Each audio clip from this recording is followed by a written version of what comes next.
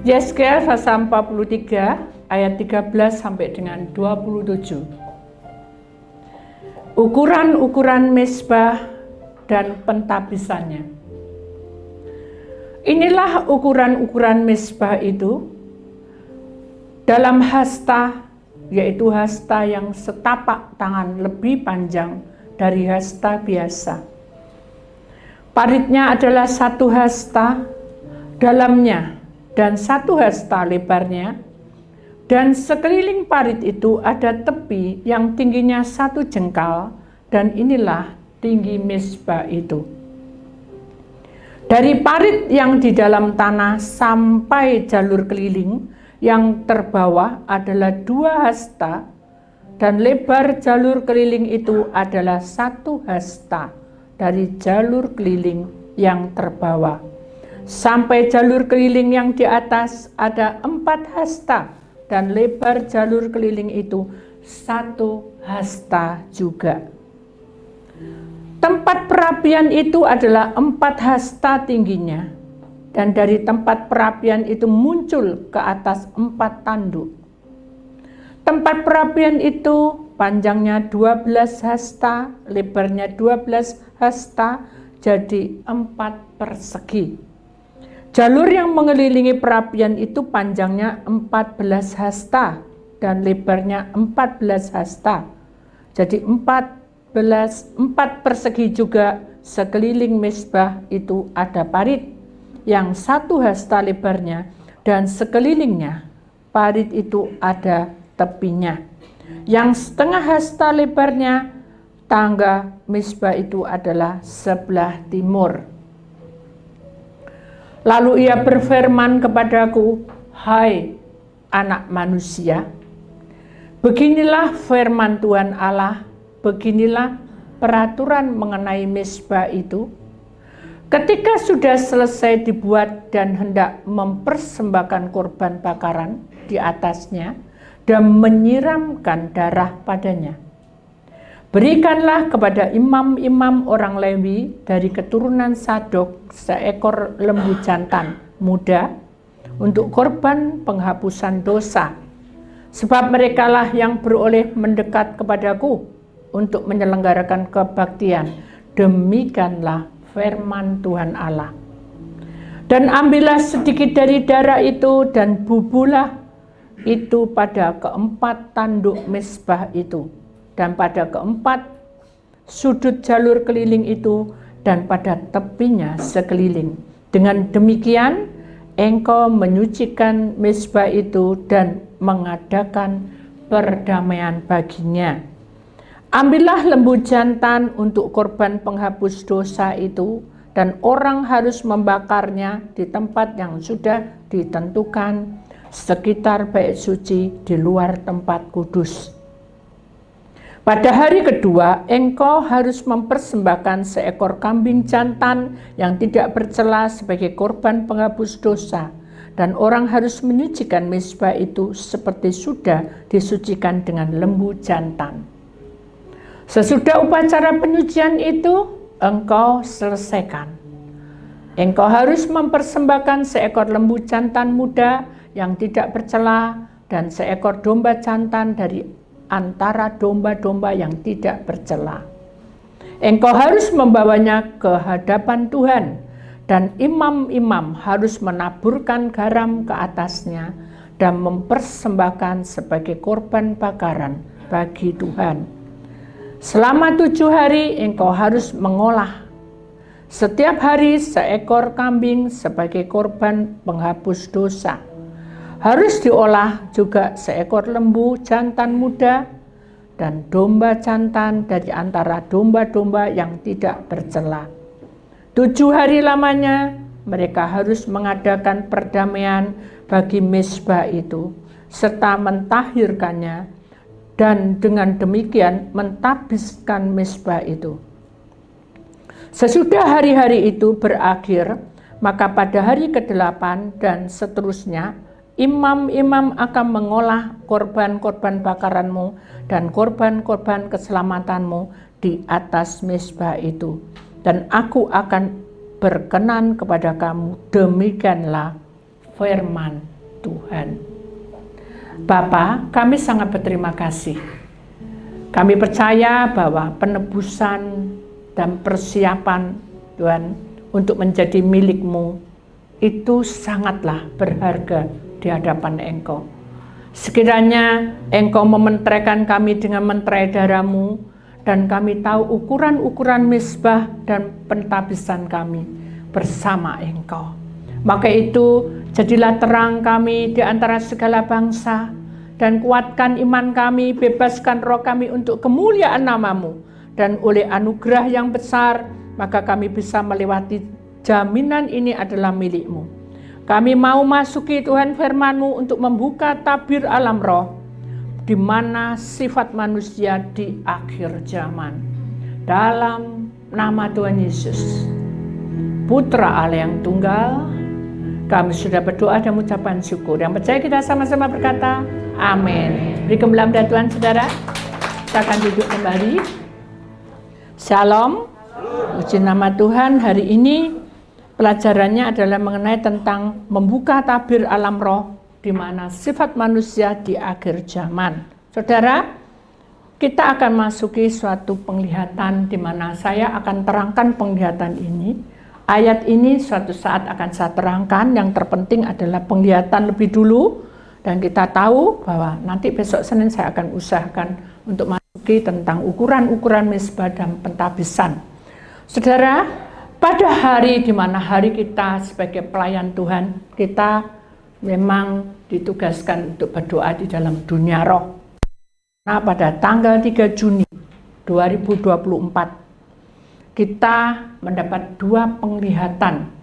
Dan 2 penglihatan ini kita masuki, saudara, di mana pada waktu kita berdoa, kita melihat ada sesuatu yang membuat kita juga tidak terpikir bahwa ada batu yang besar sekali menghadang doa kita. Jadi ada satu penglihatan yang membuat kita berpikir, kenapa kok ada batu di depan kita gitu. Batu itu sangat besar sekali. Dan batu yang besar itulah yang membuat kita jadi, apa yang harus saya lakukan gitu. Karena kita sebagai anak Tuhan, kita tidak boleh sembarangan dan serampangan untuk doa, usir atau apa. Tapi kalau Tuhan tidak bicara, kita tidak bisa, saudara. Jadi yang kita tahu adalah kita menyembah. Dalam menyembah itu, barulah malaikat Tuhan turun dan berkata, usir dengan kuasa darah Tuhan Yesus. Maka dalam nama Tuhan, putuskan semua batu-batu besar ini, buang semua ke tengah lautan. Baru bilang ke tengah lautan, dan tidak bisa temui manusia, belum sampai situ sudah berubah, saudara. Berubah wujudnya menjadi wanita yang telanjang. Begitu wanita telanjang, saya juga bingung, loh, ini apa ini gitu. Nggak berbusana, tapi aneh, matanya merah, dan wujudnya itu juga mengerikan gitu ya, saudara. Jadi bukan menggeliurkan, mengerikan. Rasa di dalam dada dan pikiran itu siak-siak, tahu ya siak-siak. Kayak ada sesuatu yang enggak enak, gitu. Bukan berdebar, enggak enak. Dengan kejadian seperti itu kan kita enggak bisa tengging. Kalau Tuhan enggak suruh tengging, saya enggak tengging. Saya cuma bilang, Tuhan, apa yang saya lakukan? Tuhan bilang, turun. Pasti Allah berkata, turun, bilang sama hambaku, suruh usir. Dalam nama Yesus, putuskan ini. Tuhan penglihatannya. Hilang, tapi hilang kembali wujud seperti laki-laki, telanjang juga. Dengan posisi seperti ini, saya juga berpikir, mengapa kok berubah-ubah gitu. Dengan perubahan-perubahan seperti itu, kita harus berkata apa? Karena kalau bukan doanya tidak mempan, tapi ada sesuatu yang harus kita selesaikan. Dan saya berkata, Mbak, adakah di antara kalian tidak puasa? Semuanya tidak jawab, berarti puasa. Saya yakin bahwa Tuhan punya rencana di balik semua itu. Setelah wujud laki-laki itu, saudara, saya berharap agar tidak sampai ketransfer dengan tim doanya. Ya. Saya berdoa, menyembah, karena Tuhan tidak suruh usir. tiba-tiba tanah yang kita injak itu bergerak dan bergelora, jadi terbuka, kayak apa ya? Kalau hujan ada geluduk tuh saudara ya, itu bergerak begitu cepat sehingga saya bilang, Tuhan, apakah ini mau gempa atau apa? Bergelora sekali, sangat bergelora. Tapi wujud itu masih ada di depan kita. Saya berdoa, memuji Tuhan, mereka memuji Tuhan. Puji Tuhan, memuji, haleluya, syukur, haleluya. Menyembah. Wujud aslinya kelihatan, setan. Jadi wujudnya iblis ya. Kita kan juga tidak bisa bilang iblis bentuknya gini. Ya pasti itu iblis lah. Karena sudah modelnya sudah beda. Bukan manusia, bukan perempuan, bukan laki. Wujudnya sudah mengerikan gitu. Dengan posisi seperti itu, saya harus berkata apa? Saya hanya bilang sama Tuhan, ini wujud iblisnya harus diapakan gitu. Tuhan hanya bilang, pasti Allah yang bilang, kirim itu malaikat, suruh dia usir. Maka di dalam nama Tuhan, lepas, putuskan semuanya, buang ke tengah lautan pas, dan tidak bisa temui manusia lagi. Hilang sudah. Tapi lempengan itu, gerakan getaran bumi itu bergerak sudah, tanah itu tetap bergelora. Dan situlah saya sadar bahwa kita memang harus berhati-hati dan percaya, saudara, bahwa Allah itu punya maksud. Ya, Allah itu memberikan tanda, memberikan penglihatan di akhir zaman itu supaya kita berjaga-jaga dan supaya kita mengerti bahwa prosesnya tidak semudah itu. Kita mau mengikut Tuhan hanya datang dengar firman Tuhan, lalu doa, puasa, ngurapin rumah, terus doa untuk sesuatu, bukan itu. Ini yang dikatakan peperangan sejati, di mana dalam hidup kita berperang melawan penguasa roh-roh yang tidak kelihatan. Kita harus minta hikmat dari Tuhan. Apa? Hikmat dari Tuhan. Kenapa? Karena di dalam Yesaya 43 ayat 13-27 ini menerangkan tentang ukuran mesbah, itu adalah tubuh kita. Dan pentabisan itu ada mengenai tentang penentuan, kamu milih yang mana. Pentabisan itu sudah dipastikan bahwa kalau kamu tak tabis, ya kamu menjadi milikku, milik Tuhan selamanya. Sampai Tuhan menunjukkan segala satunya yang terhasia pun, dan yang tersembunyi dan terselubung. Amin. Dan Tuhan pasti memberikan yang terbaik dalam kehidupan kita. Kenapa? Karena Tuhan punya rencana di atas kehidupan kita. Sebagai orang pilihan Allah, kita harus belajar untuk minta hikmat dari Tuhan. Karena karya Tuhan itu bekerja di atas kehidupan kita. Dan dia akan membuka tingkap-tingkap langitnya, menyertai perjalanan kita. Tidak lama kemudian, saudara, cuma sedikit lama, nama sesuatu penglihatan, di mana kami mendengar suara. Ngomong itu lebah, tawon, begitu banyaknya dan makin besar, dan itu membuat gerakan di tanah sampai bergetar. Tanah tadi kan sudah bergetar, tambah bergetar lagi dengan kehadiran kumbang tadi atau tawon tadi. Jadi bergetar makin bergetar. Tanah ini sudah tidak karu-karuan, sudah bergeser, makin buka, bergeser, tahu sudah bergeser. Jadi mama tadi di sini, dia mari ke sana, tapi ini buka, terus arah berjalan ke sana.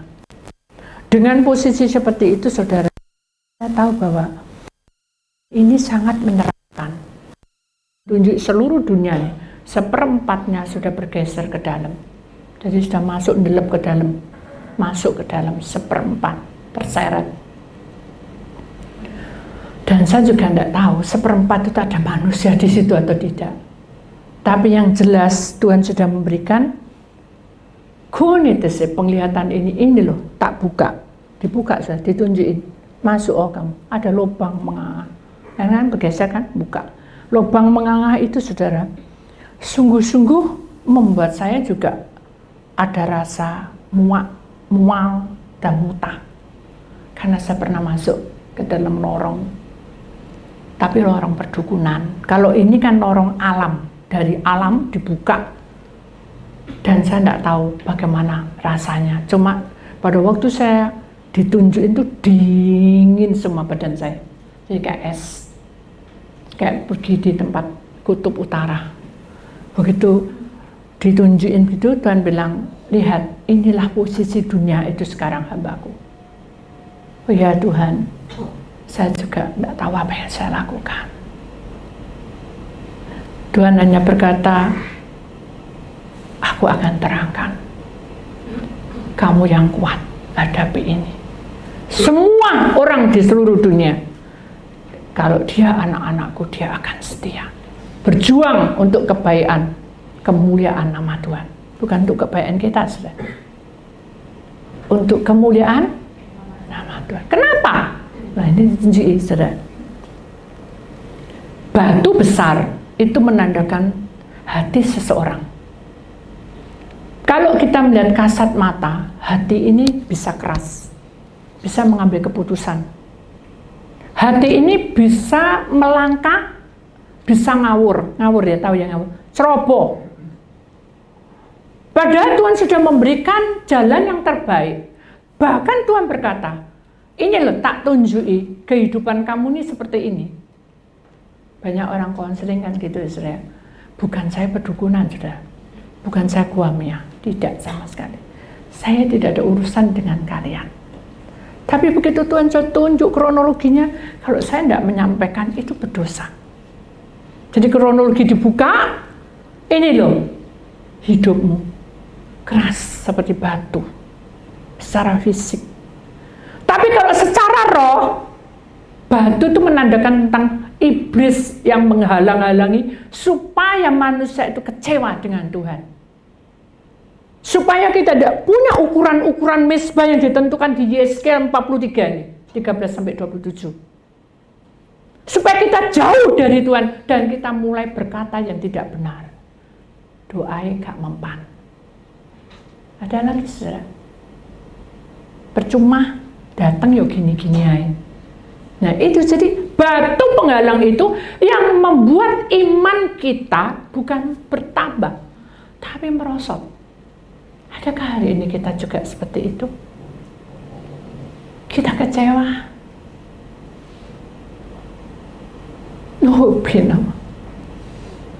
Allah itu kasih adanya.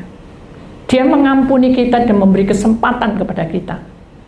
Tapi kita pasti tahu bahwa hati kita itu kerasnya seperti itu. Justru Tuhan berkata, ketika pintu pertobatan tak buka untuk kamu, tak ketok kamu, dengarlah suaraku, izinkan aku masuk. Jangan ego. Kalau aku sudah masuk, aku berbicara kepadamu, aku akan mengubah seluruh hidupmu yang tidak baik menjadi terbaik. Tuhan baik. Tuhan baik. Beri kemuliaan pada Tuhan, saudara. Karena Tuhan tidak pernah memberikan yang baik, terbaik. Tapi harus bayar harga, saudara. Harus bayar harga. Kalau saudara tidak mau bayar harga, berarti saudara hanya amping-amping cinta Tuhan itu. Tahu amping-amping? Cuma ikut-ikutan. Maka di dalam kitab Wahyu berkata, selama kamu suam-suam kuku dan tetap keras seperti batu tadi, iblis tetap mengintai dan tetap bekerja. Dia akan mengerjai kamu sampai hancur hidupmu. Itu iblis. Makanya begitu kita tengging, perempuan telanjang. Perempuan telanjang itu mengenai tentang penyakit, mengenai tentang kehidupan coraknya dunia ini. Kesenangan didapat sementara, kepuasan didapat sementara. Itu perempuan. Sebetulnya perempuan adalah mahkota selama dia punya rambut. Itu dalam firman Tuhan. Tapi dia tidak kelihatan rambut, cuma hanya saya lihat tidak pas itu aja perempuan ini. Jadi iblis itu mengintai dan dia menyerupai bentuk apa yang kita senangi. Ingat, apa yang kamu suka, apa yang kamu mau, dia akan merobohkan kerinduan kamu. Dia akan merobohkan cita-citamu. Dia akan menghancurkan semua yang kamu minta pada Tuhan. Itulah kerjaan iblis. Makanya dia membentuk wujud seperti perempuan. Halus, baik, tapi menghancurkan. Makanya Tuhan berkata, pakai hikmat. Jangan ceroboh lagi. Itu tidak baik. Sudah gitu, masih ditenggeng lagi, berubah wujud lagi jadi laki-laki. Laki-laki itu power, saudara. Di mana-mana firman Tuhan katakan laki-laki itu power. Tapi mengapa dia pakai simbol laki-laki? Karena laki-laki seringkali mengatakan dengan seenaknya. Karena dia punya power. Dia pemimpin di atasnya. Ketika Musa disuruh untuk menyeberang Laut Merah, apa kata Musa? Tidak mungkin, katanya. Karena dia punya power. Ya apa ini? Ini di belakang musuh, depan ini sudah Laut Merah, tidak bisa. Dia pakai logika. Dia pakai jiwa, kejiwaan. Kalau kita sudah masuk di dalam kebenaran Tuhan, kita tidak bisa pakai kejiwaan. Kita harus pakai roh. Roh kebenarannya dari Tuhan. Jadi lambang-lambang ini tadi, saudara, itu harus kita ingat.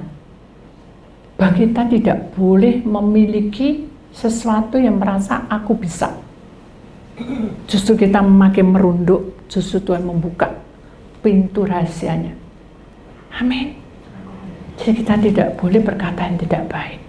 Amin. Donit sikenama, olehima. Tuhan berkata, ketika aku membentuk kamu dari rahim seorang ibu, aku memberkatimu limpah-limpah.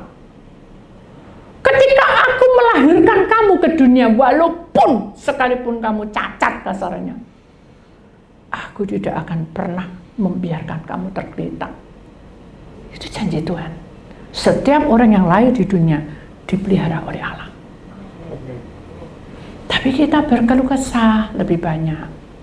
Aku doa loh, aku segini loh, aku segitu loh, ini loh. Ukuran-ukuran mesbah ini yang harus kita pahami, saudara. Kenapa di sini pakai ukuran-ukuran supaya masuk, supaya merasuk dalam kehidupan mesbah pelataran Tuhan. Di dalam pelataran Tuhan ada satu ruang yang kudus. Kita layak masuk di situ. Kenapa? Karena kita sudah mengikuti aturan Tuhan beri. Bukannya Tuhan kan tidak ada aturan. Ini yang dikatakan adalah aturan dunia, aturan di mana fisik kita sering kali berontak. Makanya Tuhan kasih peraturan. Sehingga wujud laki-laki itu tadi akan musnah, perempuan musnah, batu musnah, perempuan musnah, laki musnah. Dia akan betul-betul berserah kepada Tuhan. Kalau kita berserah, saudara, tidak ada sesuatu yang membuat kita jadi gelisah. Jujur memang saya juga pernah. Saya ngalami gelisah. Tapi begitu Tuhan sudah sentuh saya dengan pujian, makanya saudara, kalau saudara itu stres, ojo tambah gini, tidak selesai. Atau mikir, balik ke belakang, dulu aku tidak kayak gini loh. Ya. Kalau saya mau balik gitu saya, dulu aku enggak kayak gini loh, enggak pernah loh aku diolok kayak gini, enggak pernah loh aku gini, itu saya. Itulah yang dikatakan Tuhan bahwa kamu punya power, tapi powermu itu dipakai sama iblis sehingga kamu enggak ada kekuatan apa-apa, sehingga kamu merasa bahwa dalam dirimu itu aku sih benar. Tuhan itu loh enggak ngerti-ngerti aku, itu maksudnya gitu dong. Kalau kita bicara tentang pemberontakan dalam hidup kita, kalau saya mau, bisa, saudara. Dari kecil saya begini, gitu saya. Tapi begitu Tuhan sudah kasih saya pujian, doa, enggak bosan, saudara. Enggak bilang, oh ini ya, bolak-balik pujian ini ya, bolak-balik ini ya, kesaksian. Saya justru harus masuk di otak, masuk di dalam nafas saya, supaya saya eling. Mau apa ingat, oh ya itu firmannya gini, oh mau apa ingat, oh ya ini pujiannya kayak gini, masuk aja spontan saja. Kenapa? Karena ketika kita mengundang roh Allah masuk, dia akan tetap tinggal dalam hidup kita dan dia akan bersama-sama dengan kita. Dan itu tidak 7 hari. Senin, Selasa, Rabu, Kamis, Jumat, Sabtu, 8 hari.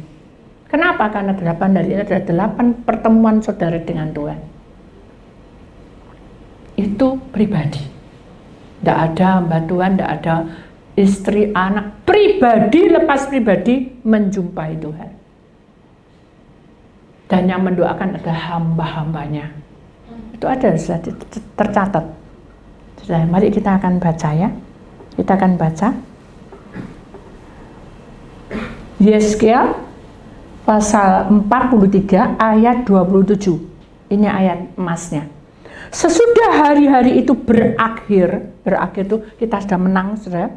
Maka pada hari ke-8 dan seterusnya, imam-imam akan mengolah korban-korban bakaran. Mengolah itu adalah buenet. Dia mengucapkan syukur, ini Tuhan, anakmu ya, Prita sudah menghadap Engkau, dia setia. Tapi lek dia berontak ya, saya bilang, Tuhan kenapa kok Prita marah-marah gitu saja. Hambanya pasti ngomong gitu. Makanya dikatakan akan mengolah korban-korban bakaranmu. Jadi perbuatanmu, bakaranmu, perbuatanmu, dan korban-korban keselamatanmu di atas mezbah itu. Keselamatan itu adalah kesetiaanmu, pelayananmu terhadap Tuhan. Ya, ini laporanmu di dalam hidupmu sehari-hari, Senin sampai Minggu. Tapi kalau yang keselamatan ini, korban-korban keselamatan ini ada pribadimu dengan Tuhan. Di mezbah Tuhan, aku akan berkenan kepada kamu. Kalau itu berkenan, firman Tuhan dibuka untuk kita semua. Dan kita menjalaninya dengan hati yang sukacita. Amin. Amin. Karena Tuhan tidak pernah berbohong, saudara. Hati sikama, firman dan amin. Kalau kamu ngimani, tapi imani seperti apa? Karena di sini Tuhan juga kasih penglihatan tuh, saudara. Tidak lama kemudian kami mendengar deru tawon, ya kumbang. Dan itu bicara tentang gosip, bicara tentang hatimu, bicara tentang gejolak hidupmu. Wah, berontak kamu. Kok aku kayak gini hidupku? Ketika suami saya cuci darah, saudara, saya bilang, kok saya kayak gini? Suara sumbang banyak. Kok bisa? Nah itu saudara. Nah si Benema, Tuhan berkata, itu hakku. Kalau toh dia harus cuci darah, itu hakku. Lalu saya harus bertindak apa? Karena saya sebagai istri. Nah, hobina, desikalam, buat kamu kurban, mengolah kurban bakaran dan kurban keselamatan. Layani, kerja, layani. Yang satu, persembahkan pelayananmu. Apapun yang terjadi, jangan putus, jangan pupus harap. Nah, itu saudara. Itu yang mengingatkan saya. Jadi ini ayat membuat saya kuat.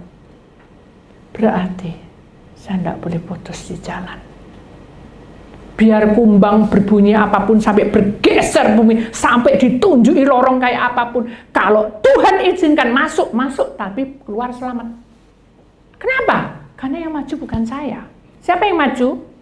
Tuhan. Yang suruh siapa? Tuhan. Ketika saya sudah berkata bahwa saya sudah berserah, tidak mampu apa-apa, Tuhan justru berkata, ayo tak bentuk kamu. Baru bilang gitu. Tadinya enggak. Sabar, mengalir gitu. Begitu kita sudah wis Tuhan, aku tidak tahu, wis aku sudah capek dan berserah, dibentuk sama Tuhan. Nih, kamu harus begini, tak tunjuk ini, kamu ketemu orang ini. Gitu. Buka semuanya. Dan itu bukan satu kebetulan, saudara. Bukan satu kebetulan. Saya yakin itu pasti kuasa Tuhan yang bekerja. Amin. Damai sekelama. Doma tepa. Allah berfirman di tengah-tengah kita.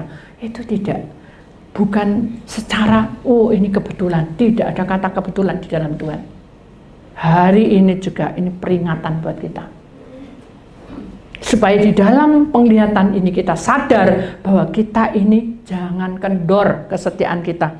Jangan lupa bahwa kehidupan kita sebagai orang pilihan Allah di akhir zaman boleh berlalu, akhir zaman. Tapi kita tidak boleh keras hati, saudara. Jangan punya sifat-sifat yang tidak baik. Amin. Loh, aku kan tidak minta Bu, kan keluar dewek Bu, itu kan sifatku. Benar, sifat tidak bisa dirubah, yang bisa merubah Tuhan Yesus. Tapi tidak mau dengar, kira-kira bisa nggak? Halo? Bisa nggak? Nggak bisa. Sabar anakku, kamu kan gue. Nggak bisa. Semuanya itu harus ada kerjasama. Kalau Tuhan sudah buka, Tuhan ajak kita terbang. Kalau kita tidak mau terbang, ya apa saudara? Bisa nggak terbang? Halo? Bisa terbang nggak? Nggak bisa saudara. Karena kepak sayap Tuhan itu berkuasa. Dia akan bawa kita dalam hadiratnya. Tapi kita tidak mau dengar-dengar. Begitu kita sudah ada masalah, baru kita datang, diam, sedih, ya, kasep. Kenapa? Peringkatmu yang tadinya harusnya naik setingkat, gara-gara itu turun, tidak tahu turun berapa. Tergantung dari apa yang kamu alami. Bisa turun anjlok dari bawah, dari awal lagi. Nah itu sudah. Makanya kita menjadi anak-anak Tuhan, jangan terbawa oleh perkara-perkara yang tidak baik. Kalau ini tidak baik, gosip malah. Wes sampai di sini, bos omong dewe aku nak mau dengar. Itu baik. Demikian juga kumbang ini ditunjukkan, tawon ini tunjukkan bahwa di seluruh dunia ini akan mengalami apa? Paceklik yang besar. Keuangan, ekonomi, berat saudara. Semakin berat. Semakin terseret seperempat saudara. Bayangin, seperempat. Jadi berarti dunia ini sudah goncang sudah keekonomiannya. Tidak ada kepercayaan. Selama kita berserah pada Tuhan, Tuhan pasti akan ikut campur tangan. Kemanapun langkahmu pergi, kamu tidak akan terjatuh. Sekalipun kamu terjatuh, aku akan tolong kamu. Itu janjinya. Amin. Jadi kita harus kuat menghadapi permasalahan ini. Kenapa? Karena binatu segenama, karena Allah berkuasa atas kehidupan kita. Dia sanggup melindungi dan menaungi kita, dan dia akan membawa kita ke tempat yang Tuhan mau. Amin. Senang enggak saudara? Senang, tapi kapan Bu? Ya aku nunggu. Buktinya gak bertobat-tobat. Loh saudara, itu menghakimi. Betul enggak? Sekarang contoh nih, ini contoh ya saudara. Kita ini punya anak, 2. Satu ini nurut, satu ini 2 blek pokoknya. Tahu yang udah blek ya saudara? Diomongi sebentar ya Maya, nangis-nangis, gitu balik lagi nakal lagi. Kita ada doa sampai medet-meler mungkin ya, sampai poso-poso, sampai main kumat masuk rumah sakit, tetap anak tidak bertobat-tobat. Sing salah siapa?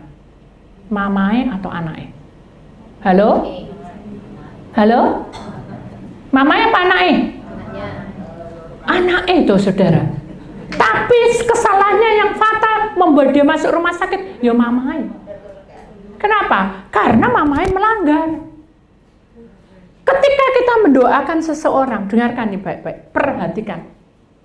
Supaya saudara tidak bertemu dengan batu yang besar yang menghadang, dan tidak bertemu dengan perempuan telanjang dan laki-laki yang telanjang tadi, atau mendengar tawon tadi. Perhatikan baik-baik. Ketika kita mendoakan seseorang, entah itu suami, istri, anak, mantu, cucu, semuanya, saudara hanya masuk, baik, perhatikan ya saudara, hanya masuk, bawa doa ini, diserahkan di dalam pelataran Tuhan. Plek. Saudara besok lagi kembali lagi pancet plek. Lagi besok lagi plek, mungkin setahun plek, doa atau plek. Kira-kira Tuhan di atas sana tuh ya apa? Iki kok PR-nya pancet betul enggak? Loh kenapa kok tidak dijawab? Loh dibuka kronologinya, belum bertobat. Belum bertobat anakmu. Masih kotor. Loh apa tuh enggak ngetok toh? Loh diketoi dia hari bertobat. Sakit sembuh, koma sembuh, loh gitu sudah. Tuhan tuh banyak cara untuk memberi pertobatan seseorang. Jadi kita tidak perlu menghakimi, wah aku harus doa sampai elek. sampai medet meler. Loh saudara, yang salah siapa? Kita terlalu menuntut dan ambisi. Kenapa? Doa itu ada berapa? Ada 3. Kita doa langsung dijawab sewenang ini. Pasti senang, guys, bersyukur-syukur. Tapi lali mbak Tuhan, lali sembarangnya. Tidak ada masalah, balik lagi ke sini. Tidak ada di sini. Lalu yang kedua, apa doanya? Tunggu. Sampai kapan? Tidak tahu. Enak, Bu Titik tidak tahu. Aku nih sing ngerasakno. Kata orang dunia ini sering saya katakan, panasnya matahari seluruh dunia ngerasakno katanya. Tapi panasnya hati dan lorone awak, sopo sing ngerasakno? Aku tok, Bu. Ya semua orang yang gitu toh. Terus mau nih apa gitu? Suruh tunggu ya tunggu gitu. Kan gitu. Ya nggak bisa, Bu. Harus ini tuntutan loh. Tuntutan kayak apa? Loh, saya nggak punya hak apa-apa. Ya lihat saya malaikat, terus saya langsung ketemu Tuhan, tolong Tuhan, ini tuntutan. Nggak ada, ini sudahan waktunya. Ya nggak bisa juga, sudah. Karena saya bukan malaikat. Malaikat aja menunggu perintah dari Tuhan. Betul nggak? Jalurnya Tuhan bukan jalur kita. Tapi kalau kita berserah, Tuhan yang akan beri jalur pada kita. Bukan kita yang minta jalur. Tuhan yang membuka, bukan kita. Makanya Tuhan berkata, di dalam dunia ini ada 2 jalan, lebar dan sempit. Pilihin sing mana? Lek sempit ya jadi kewangelan, naik kewangelan. Susah, saudara, untuk nanjak.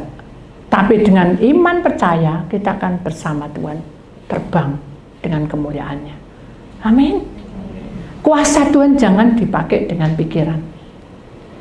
Karena kamu akan bertemu dengan batu besar tadi yang tidak enak, baunya juga tidak enak, mata-matanya banyak, aduh serem sudah. Saya juga apa ya, enak Bu Titik, saya tahu dunia roh, siapa sih mau? Saya juga tidak suka kayak gitu-gitu sudah. Enak, tahu enak sudah. Mau makan tuh, eling-eling sate mah ya, kemarin saya beli sate. Waduh, eling-eling batu hitam tadi gak situ. Kenapa Bu? Eling-eling batu hitam tadi, tidak jadi. Nanti apa gitu, pas gitu, pisang goreng pesen, hitam tuh dikasih gula merah, terus gosong pisang, mau makan eling-eling batu hitam tadi, siapa mau? Wis. Sampai pembantu, kenapa Bu tidak dihabisin? Enggak apa-apa. Dia aneh, saya bilang, ada batu hitam, nggak aneh sih. Kan itu bukan haknya dia untuk cerita. Nanti ada suatu saat dia cerita, saya cerita. Tuhan tidak suruh cerita, saya tidak perlu pamer. Enggak apa-apa. Apalagi kalau saya masuk lorong. Untung Tuhan tidak suruh masuk lorong. Wah, saya berhari-hari saya tidak makan. Mual, bau bangkai. Saya tahu bau bangkai. Enak? Gak enak. Menyengat. Itu teringat terus ya. Sampai beberapa hari baru bisa makan. Oh, Bu Titik gemuk no. Lah, puji nama Tuhan. Coba lihat saudara pendeta tengking sakit-sakitan. Ayo, iso konseling? Lah bisa. Benar enggak? Terpujilah nama Tuhan, Tuhan beri kesehatan. Itu loh jalannya Tuhan, bukan jalannya saya. Jadi waktu Tuhan bukan kita yang punya. Amin. Kita harus berjuang, kita harus kuat, kita harus bertahan karena Tuhan punya rencana di atas hidup kita. Amin. Firman Tuhan sampai di sini saudara. Ingat firman Tuhan ayatnya, saudara perhatikan baik-baik supaya saudara bisa memahami.